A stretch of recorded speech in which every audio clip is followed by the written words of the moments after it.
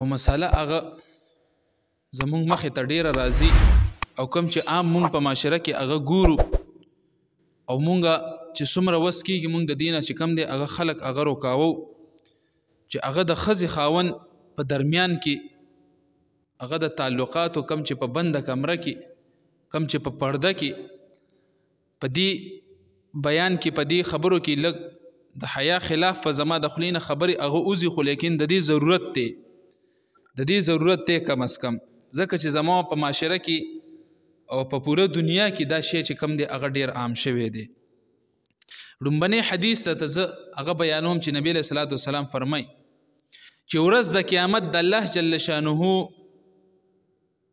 په مخ کې د ټولو نه بدترین درجه به د هغه ښځې خاوند وي. د الله جل شانه په نسبت باندې به ورځ د قیامت د ټولو نه بدترین درجه د هغه ښځې خاوند وي کم چې دوی په خپل مابین کې کم په پرده کې کم تعلق دی او د دغه تعلق یعنی مطلب دا دی چې یو شپه هغه تیره که ښځې خاوند او د شپې چې کم دی څنګه طور طریقې سره هغه ملو شوي دي کمې خبرې هغه وغیره دی کړي دي په پرده کې هغه خبرې چې کم دی هغه دوی راځي د هغې رازداري ښځه چې کم دی خپلو ملګرو ته وایي خاوند چې کم دی بهر خپلو ملګرو ته وایي. نو ورځ د قیامت به د الله جل شانه په نسبت باندې د ټولو نه بدترین ښځه خاوند هغه دقه یو وي چې د هغې درجه به الله جل شانه د ټولو نه بدترینه هغه ګرځولې وي. اوس به زه په خپله معاشره باندې هغه دوه درې خبرې هغه وکړم کم چې مونږه په خپله اورېدلې دي وایي چې یاره ملګري په خپل مجلس کې هغه کینی نو واده کړي چې کله په خپل مابین کې یو واده کړی هغه کینی نو بعضې حد پورې دې پورې هغه ورسي مړه ما چې کم دی هغه بېګا داسې کارونه کړي ما د الله په ذات مې دې قسم د الله جل شانه په کور کې هغه ولاړم او دا ډیره د تباهۍ یو لوی علامت دی او دا زما ذهن ته دا خبره راله ما وی چې د حیا خلاف خو خبرې دي خو لیکن د دې ضرورت دی او زه به د کیمرې په سترګه باندې زه د خپل پوره مسلمانانو رونو خویندو ته هغه دا خبر رسوم چې د دې بدکارۍ نه او د دې زناکارۍ نه چې کم دی هغه ځان وساتئ چې مونږ په خپل غوږونو باندې دا اورېدلی دی مونږ هغه انسان په خپلو سترګو لیدلی دی چې یاره ما خو د خپلې بیبي سره چې کم دی بېګا دغه شانتې کارونه کړي دي ما ته یې داسې وویلې ما ورته داسې خبرې وکړي حتی تر دې پورې چې زما او ستا د معاشري ځوانانه طبقه هغه په دې کې مبتلا ده چې کله د واده شپه هغه راشي نو ناواده کړي ملګري چې کم دی په سبا ته هغه تپوسونه کوي نو هغه د عین والې تر زیړه پورې هغه ټول حالات هغه ته بیان کړي. عزیزانو زه دې کې تاسو ته زما په نظر کې چې کومه هغه غلطه نقطه ده هغه زه تاسو ته د شریعت په نظر کې ما حدیث ته بیان کړو چې د الله جل شانه په نزدیک باندې د الله جل شانه په نسبت باندې د هغه ښځې خاوند د ټولو نه بدترینه درجه به د هغه ښځې خاوند وي چې دی خپله رازداري هغه د خپل دواړو مابین کې چې کم رازداري وي هغه نورو خلکو ته چې کم دی هغه ظاهروي. زه تاسو ته یو خبره کوم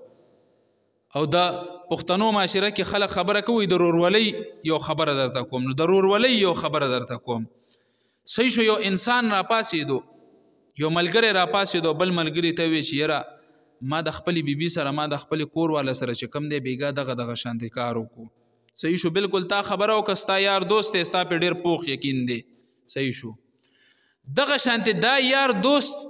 چېرته په یو موقع باندې یو ځای کې ناست دی یا یو موقع باندې تا سره روان دی او تا سره خپله کور والم ده اوس چې کله ستا د ملګری ستا د کور والا ته ګوري او په هغې باندې نظر پروزي نو آیا د هغې لباس چې کله لږ شانتې بېهوده وي او د هغې د جسم د اندامونو پته لګي نو زه تا ته څه یم چې ستا د ملګری چې تا دته کمې خبرې کړي دي او هغه هم تا سره داسې دی داسې چېرته زموږ پښتو معاشره کې وایي چې چېرته د کعبې امام دی څه یعنې مطلب دا دی چې ډېر پاک دامن دی نه د ستا د ملګری چېرته د جومات امام دی ډیر پاک دامن دی د ستا د ملګری چې کم دی دا د خلکو د اصلاح کوونکو چې کم دی هغه ګرځېدلی دی ډیر پاک دامن دی نو ستا په شان دي ګنده ذهن والا ستا ملګری دی ستا د بیبي اندامونو ته چې دی ګوري د ذهن ته به خبر راځي چې د خو ما ته وي ما د بیبي اندامونو سره یې د پلانکي اندام سره مې داسې کړو مړه دې سره مې داسې کړو مړه دې سره مې داسې کړو نو ستا دا ملګری چې کوم دی هغه به دې ته ګوري ستا د دې ملګري یا ستا هر څوک وي د ستا د هغه خواهش چې کوم دی ستا بیبي ته به هغه راوچتېږي او چې کله ستا بیبي ته هغه راوچتېږي نو عزیزانو تاسو به سترګې نه پټوئ په دې ټوله معاشره کې به تاسو لیدلي وایي ملګری راپاسوي د ملګري عزت دی چې کوم دی لاس واچولو ولی لاس واچولو ورکوله دومره فری ماحول کنه چې سبا د نه ښځه تختی او ستا ښځې سره چې کوم دی هغه زناګانې کوي دا به حل وي کنه دا حل دی ستا دا خبرو کنه نه د الله جل شانه دا ښځه خاوند د یو بل دپاره لباس هغه ګرځولی دی د الله جل شانه لباس هغه ګرځولی دی قرآن کریم کې الله جل شانه فرمایي چې ما تاسو د یو بل دپاره لباس هغه ګرځولی پرده نو لباس څه ته وایي دا لباس دی په دې باندې خلک خپل جسم پټوي نو چې خاوند د ښځې او ښځه د خاوند د یو بل دپاره لباس هغه وګرځېدل نو خو مطلب دا دی چې د دوی په مابین کې کم د رازدارۍ دا ملاقات دی کم د رازدارۍ دا خبرې دي دا به پټې ساتئ دا به بهر نه روباسئ دا د مور پلار ته هم د ویلو ضرورت نشته دی د مور پلار ته هم د ویلو ضرورت نشته دغه شانتي دا کوم خبرې چې ما د سړي متعلق وکړي که زنانه زموږ دا بیان هغه اوري د کیمرې په سترګه باندې نو هغوی ته هم دغه شانتي دا پیغام دی چې زما تورسرې چې کوم زنانه خویندې میندې دي لږ د خپلې خولې کنټرول وساتئ لږ د خپل جذبات چې کوم دی هغه کنټرول وساتئ چې خپل مابین کې کله ملګرو سره هغه کینئ سړي دي که زنانه دي نو لږ د خپلې خولې د خپل د خاون او د خپل د راز د تعلق په متعلق باندې د خپل خولې چې کم دی هغه لګي ښکته وساتئ او بند یې هغه وساتئ خپل عزت په خپله چې کم دی هغه مفاش کوئ خپل عزت چې کم دی هغه په خپله مفاش کوئ نو عزیزانو د دې سیس چې کم دی هغه خیال ساتل پکار دی مونږ له ډیر چې کم دی هغه کیسونه مخې له هغه مونږ له راشي مونږ وګورو چې یاره پلانکې راپاسې د پلانکي کور والا ته یې لاس واچولو پلانکې راپاسې د پلانکي کور والا ته چې کم دی هغه دغه شانتي معاملات وشول داسې وشول بعض اوقات خو په معاشره کې مشهوره ښځه هغه وګرځي وایي مړه بس د پلانکي کور والا شته دی که نه د پلانکي کور والا چې کم دی وایي هغه شته دی که نه وایي هغه داسې ده د هغې نمبر داسې ده نو عزیزانو دا چورلټ او مطلقا حرام کارونه دي نیست او نابود بدی کی الله جل شانه د پردي عزت ته چې کم دی هغه لاس اچي پردي عزت ته چې کم دی هغه لاس اچي الله جل شانه بدی نیست او نابود کی په داسې صورت کې چې هغه د بل چا بیبي وي او تا هغې ته په بد نظر باندې ګوري یا اعلی ملګری ستا راپاسي او چې کم دی ملګري اکثر له په بیټکونو کې ناستي په حجرو کې ناستي او خبرې دا کوي عزتونه چې کم دی هغه پیمال کیږي لګیا دی یا که داسې نی نو ملګري په اجرو په بیټکونو کې ناستي د بل عزت چې کم دی هغه پیمال کوي مړه د پلان کوي ښځه نه ده مړه د پلان کوي لور نه ده مړه د پلان کوي داسې هلکه د خپله خوله بنده وساته که ته دلته کې وې چې د پلان کوي ښځه او دغه ځان کې دومره همت پیدا کا چې ځان دومره ایمانداره هغه وګرځو چې ځان سره دا عزم اراده وکړه چې زه به ځان کې دومره قوت او طاقت پیدا کوم زما چې څومره وسي زه به ځم او د دوی اصلاح په طور باندې به چې کم دی زه ورځم چې زه د دوی اصلاح وکړم چې خورې لورې پلانکۍ ډنګلۍ ای روکې ماما کاکا ای بچې دا کار مه کوه دا غلط کار دی خپله بیبي دې شته بس ښکلی وخت ورسره تېروه د پردو زنانو ته چې کم دی هغه په بد نظر باندې هغه مه ګوره زما او ستا معاشره کې چې کله زنانه په لاره باندې را روانې یو خو یو